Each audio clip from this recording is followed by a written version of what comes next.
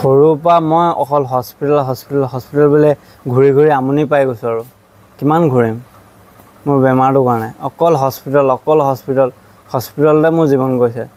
আজি অ'ত যাওঁ কাইলৈ ত'ত যাওঁ গোটেইখন ঘূৰিলোঁ, অল ইণ্ডিয়া ঘূৰিলোঁ, কিন্তু বেমাৰটো ঠিক হ'ব পৰা আজিলৈকে মই আশা দেখি নাপালোঁ। এতিয়া কি বিচাৰা? এতিয়া চবৰ পৰা এইটোৱে বিচাৰোঁ যে চবে যিমান পাৰে সহায় কৰক, সহায় কৰি পেলাই যাতে মোক এটা নতুন জীৱন দান কৰে। ডাঙৰ ল'ৰাটো সৈয়দ আব্দুল বাছিত জন্মগতভাৱে হাৰ্টত হোল আছে আৰু ভাল বেয়া 4টাকৈ হোল আছে আৰু ভাল বেয়া ব্লাড যোৱা নলী এডালেই, সেইটোৱে অলপ জটিল। মই কিন্তু আপোনালোকৰ মই 4 বছৰৰ পৰা তাক ট্ৰিটমেণ্ট কৰি থকা হৈছে।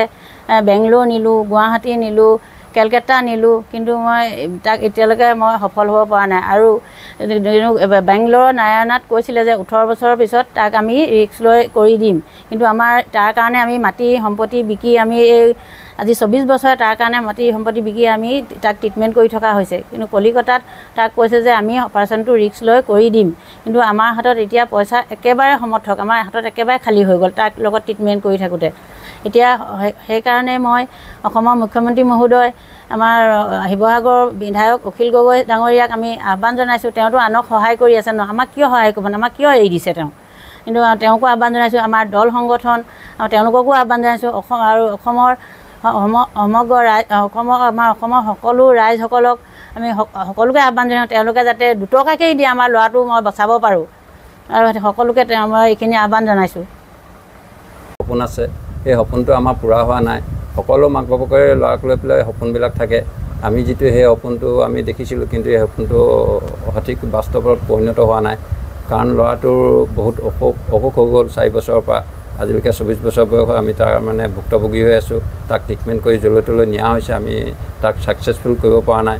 এতিয়া কলিকতাত আমাক ডাক্তৰে অপাৰেশ্যনটো কৰি দিম বুলি কৈছে। সেই অপাৰেশ্যনটোত আমাক বহুত পইচাৰ প্ৰয়োজন হয়।